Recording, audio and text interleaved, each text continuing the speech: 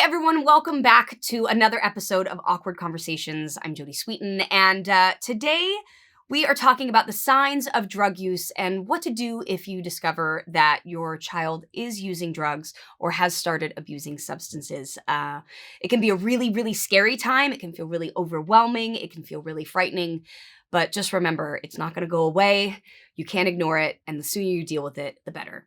So today I am joined by Special Agent Timothy P. McMahon, who has been employed by the DEA since 1998. He is going to be here today talking with us about what to do if you find out that your kids have been using drugs or you find something in their room. And of course, we are joined by Amy McCarthy, our fabulous LCSW out of Boston Children's Hospital. You know, realizing that your child needs help can be a really scary situation for a parent. And I think some parents, they want to pretend it's not there. They're totally overwhelmed. They don't know what to do. So we're hoping that today, through these conversations, we can really help parents find the resources and things that they need, because these problems do not go away on their own, and we want to take care of them as soon as we find out that something's going on. Now, Tim, you have a program and you go around to different places talking to parents, educators, where you set up a mock room and you show people and teach people and parents where kids and what kids use to hide some of their drug use. I worked in drug and alcohol treatment for about 6 years. I have I have tossed many a room to look for, contraband and things like that. But I think parents really need to find out the best ways to do that. So if you could tell us a little bit about what you do and some of the places that parents should really be looking, that would be great. Yeah, in speaking with some parents, some are hesitant to go into their children's bedroom because they're looking at it as an invasion of privacy, and they don't want to violate their son or daughter's privacy by going through their things in their room. But to kind of make the point, I've spoken with parents who unfortunately have lost a son or daughter to an overdose, and up to a year or more later, they're still finding hiding spots throughout the house that their son or daughter used to hide their drugs. So, again, the especially teenagers and young people will go through extremes to try and hide their drug use and make it very, very difficult for others to be able to detect. Right. And I think, one of the things that talking about that and saying, what we were saying earlier, like, this is my job as your parent, is to keep you safe. I don't want to invade your privacy. I don't want to read your journal. I don't want to, but I'm going to go in there and look for things to keep you safe. And it's hard. And that's that's always the point of contention, right? Between teens and parents is, I want to do this. And the parent is like, I have to be the guardrail and keep you safe. And sometimes that means you're not going to like me very much. And I'm really sorry. Yeah, you're 100% right. And I'm not necessarily talking about going in and completely trashing the bed, the whole bedroom. But it's going in. If you're going in to drop off the laundry, take a look around the room, see what's there. If you go back in, a few days later and, there's a bottle of water or a can of soda sitting on the end table and it hasn't moved, pick it up and look at it, because they sell those items as storage containers. I have a water bottle here that's, you give it a twist and you have a little storage container there, and it has actual water in it. So looking at it, it looks like something that you wouldn't look at twice. So, go in the bedroom, look around, open the drawers, flip through the clothes. If you open the drawers, don't forget to feel underneath the drawer, because all you need is a piece of tape to stick something underneath or in the back of the drawer. In the closet, especially, in the states where, we have cold winters, in the summertime, where the winter coat is stored in the back of the closet, check the pockets, because that would be a great place to hide something. Everyday items, that can be purchased off the internet. And most of these items, there is absolutely no age restriction. Different types of pipes that you can buy. And they're not the traditional, bongs and all that. Here, a little ceramic dinosaur, but it has the little bowl underneath for the marijuana and you would inhale through the back of the tail. Things like that a parent walking in may not pay any attention to, think it's just some type of a glass ornament. Things that you don't have to, order from a website, just a tennis ball. All you need is a razor blade, put a little slit in it, and now you have a little storage container. Who's going to pay attention to, a tube of tennis balls in a bedroom? They're not out of place. So it's all things like that. That's why we call the program Hidden in Plain Sight, because it's things that are right under your nose. And again, in speaking with parents who have been through this, pretty much most of the items that we use in our display are items that they have told us about that they have found. We just stress to parents that if a teenager is using something, in their mind it's going to be, well, if mom and dad came in, where would they look? Because that's not where I'm going to put it. Tim, those are some really amazing tips to kind of look for. I think in our program, we see some similar things that parents and young people report to us. Some other examples are behind like picture frames on the wall. Again, kids can easily tape something onto their books in their bookshelf. You can easily make a hole for something and, who's looking inside the books. Another thing that we see a lot is because, like you mentioned, you can order things offline kind of at any age. There's not much restriction.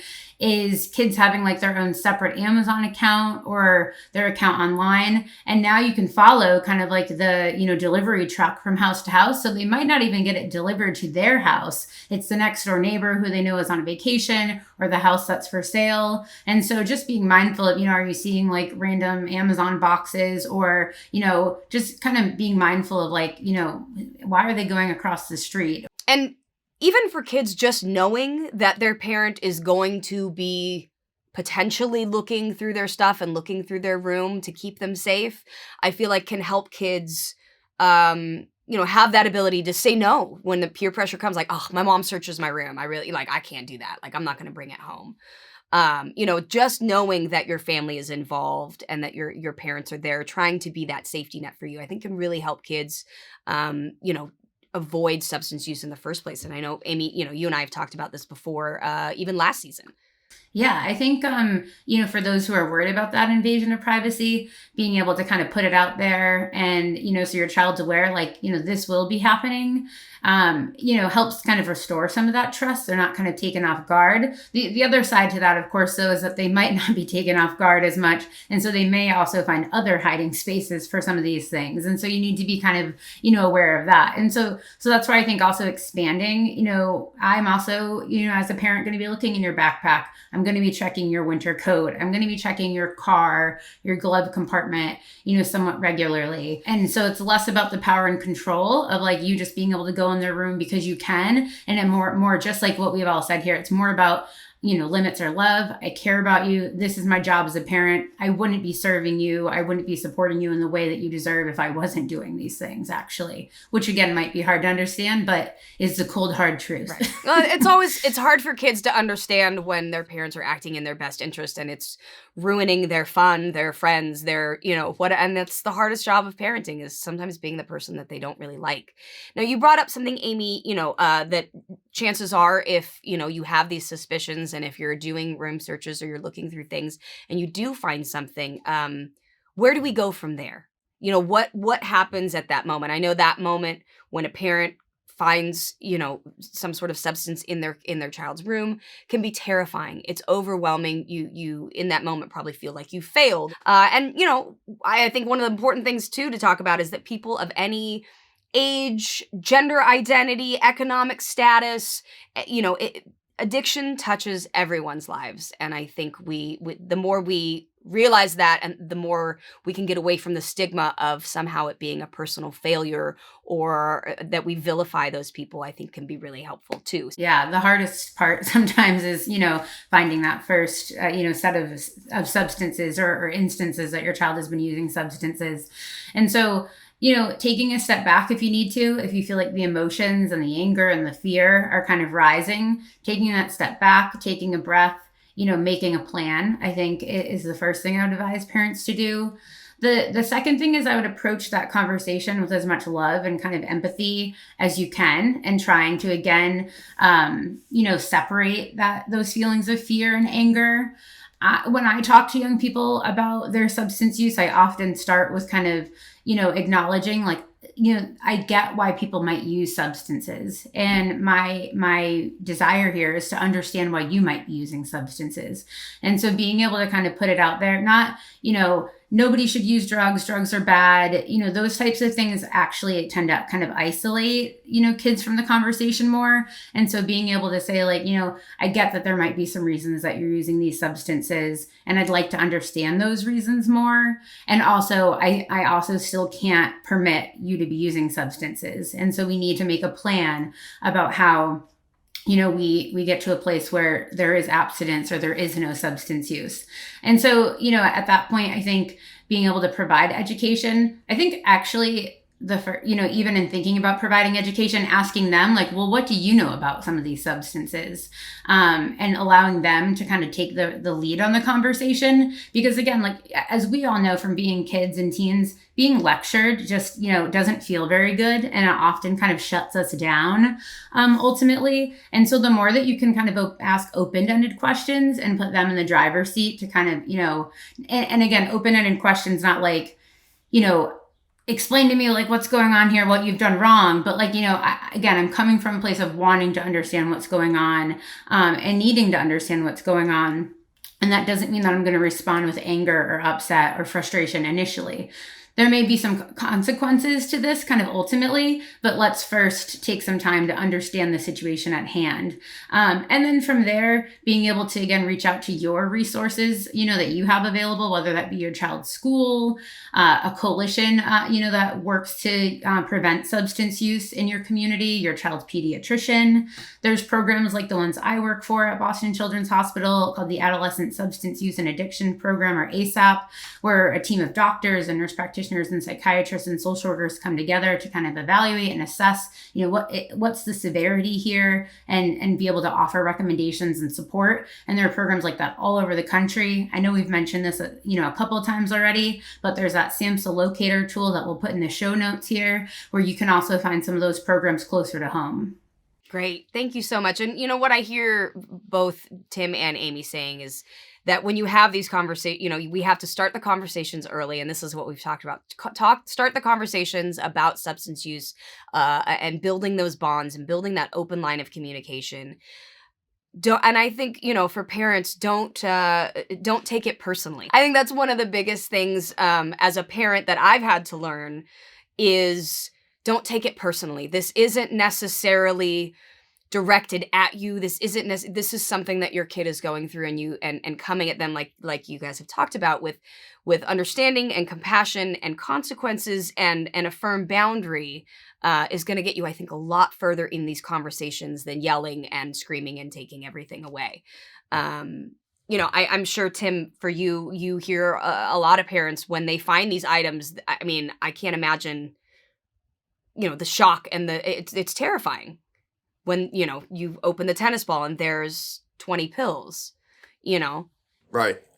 Yeah. And like Amy said, so many people initially, when they confront their son or daughter, want to take it to the extreme as far as possibly yelling and screaming. And, pretty much all that's going to do is shut their child down, where they're not going to be able to have that conversation.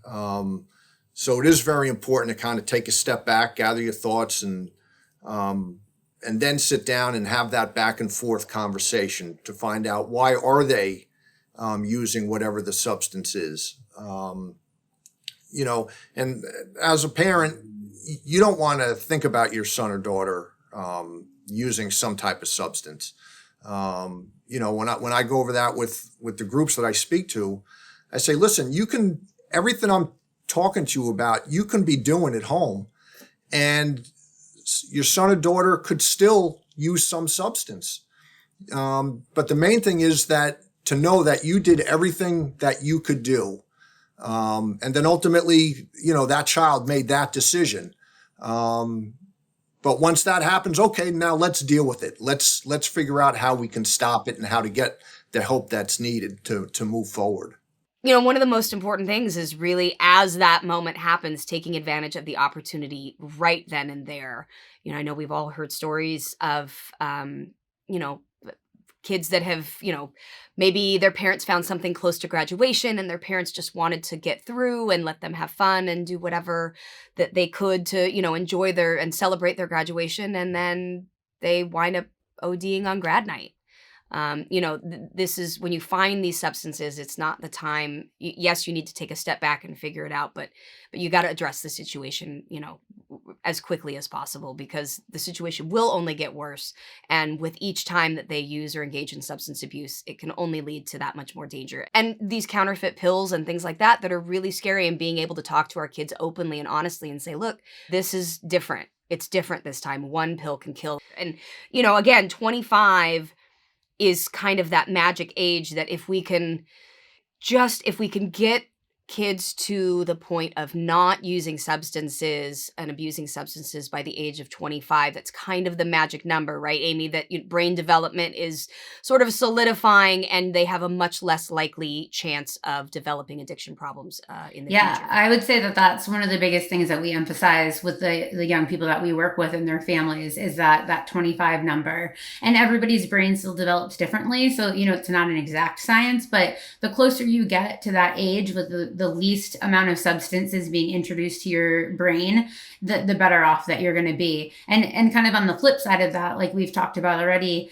the younger, the onset of substance use, I mean, that's the biggest predictor for, chronic and ongoing substance use disorders. That, the sooner that you start that process, the harder it is also to kind of, disengage from those substances. So again, I think, it just reinforces that point that the further out we can get. Sometimes I talk with the young people that I work with about, getting to college graduation and getting to kind of like, after college. And it's hard to think about the future when your brain is also developing, especially that part of the brain where like, long-term thinking and long-term rewards aren't there. But, to be able to introduce that a little bit, I think is really important. Now, what are some of the signs that parents can look for when they think that things are changing with their kids a little bit? And it can be hard because teenagers, young adults, young people can, they can be moody. They're going through all sorts of changes in their brain and their hormones and all of that. So some of this can be sort of typical behavior, but what are the things that we need to look for that are some of the signs that something might be going on to maybe take those next steps to start, opening some drawers and looking through rooms if we see some areas of concern? I'd love to hear, what parents can be looking for. Yeah, just looking out for, some obvious signs. If their child has always been active in after-school activities or sports, and now they meet a new group of friends and all of a sudden they're not participating in sports or whatever activity they were involved in. They have no drive to do anything. They're sleeping much more. Their grades, there's a big change downward in their grades. Things to look out for.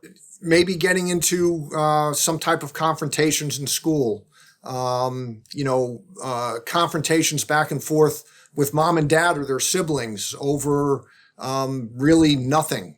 And just an overall general change in personality, could all be indicators. Now, any one of them doesn't necessarily obviously mean that, oh my God, they're using some type of substance. But when you start putting things together, it starts forming a little picture where definitely things need to be looked into a little bit deeper. Tim, I love what you said about that change in personality, because I also have seen it kind of sometimes be the opposite, where you have a child who maybe is kind of like a little bit irritable or isn't really kind of functioning as well. And all of a sudden you see this drastic increase. They have more energy. They're, seemingly, more happy. And that sometimes can also mean that, they're using substances now, which is creating this lift off of them because they're now finding this unhealthy coping mechanism of using substances. And so that's, that kind of shift one way or the other, like you said, isn't cause for, absolutely jumping to conclusions that they're using substances. But I think it's definitely something to kind of have parents keep it in the front of their kind of mind to be looking into and just kind of considering overall.